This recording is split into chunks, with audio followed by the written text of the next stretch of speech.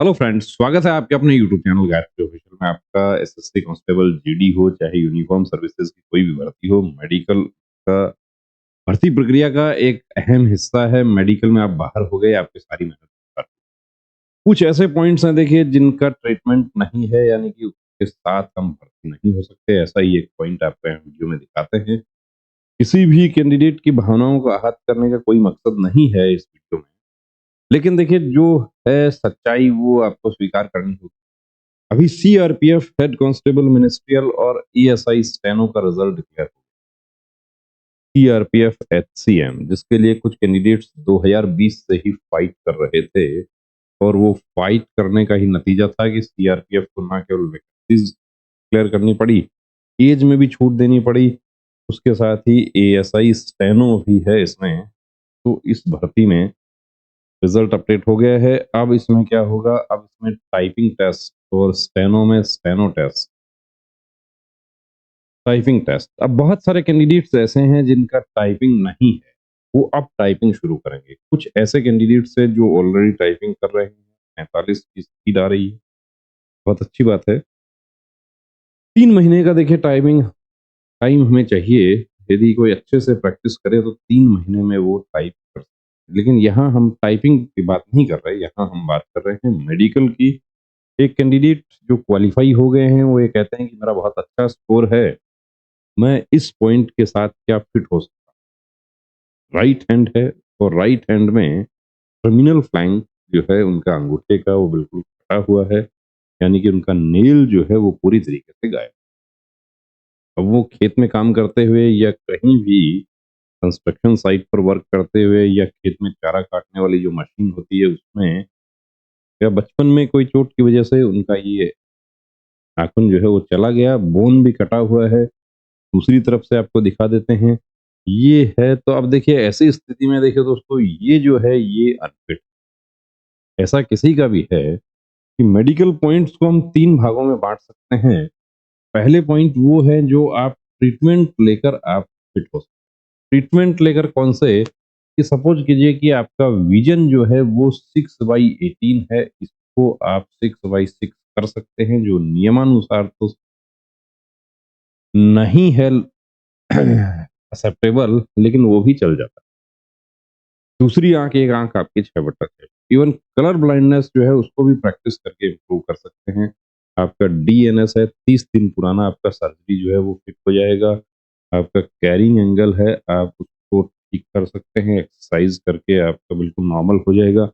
लेकिन अब जो उंगली कटी हुई है, अंगूठा कटा हुआ है, या एक्स्ट्रा है जिसको, कि किसी को 2 हैं अंगूठे तो वो ठीक है, उसको सर्जरी करवा के वो भी फिट हो जाएगा। लेकिन जब है ही नहीं तो उसका तो कुछ नहीं हो सकता। तो ऐसी स्थिति में फोर्सेज की तैयारी पर अपना समय, अपनी उम्मीदें, अपना पैसा सब जाया करने की बजाय देखिए बेहतर ये है कि आप सिविल जॉब की तैयारी करें। इसके साथ टाइपिंग भी कैसे होगी, अंगूठा टाइपिंग में भी जो स्पेस बार जो है वो तो पूरा अंगूठे से ही इस्तेमाल होता है।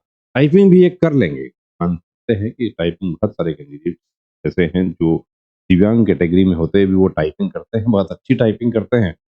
लेकिन टाइपिंग करने से ही कुछ नहीं होगा, मेडिकल में ये पॉइंट, लेकिन नाखून हमें चाहिए। अब दूसरा प्रश्न उन्होंने कि क्या पुलिस में हो सकता है, राजस्थान पुलिस में हो सकता है।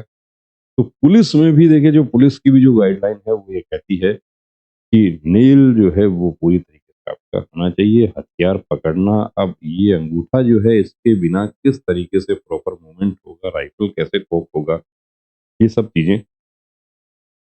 तो ऐसा यदि कोई पॉइंट है तो उस स्थिति में आपको हताश होने की जरूरत नहीं है, आपके लिए दूसरे रास्ते खुले हुए हैं। आप पर आप अपना फोकस करें, क्योंकि यहाँ पर क्या होगा कि आप सारे चरण पास करके लास्ट मोमेंट में मेडिकल में आप बाहर हो जाएंगे।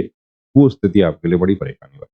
बने रहिए दोस्तों चैनल के साथ, और आपके भी कोई प्रश्न है, कोई डाउट है, हमारे साथ आप शेयर कर सकते हैं। उसके लिए आपको व्हाट्सएप नंबर आपको शेयर कर देते हैं।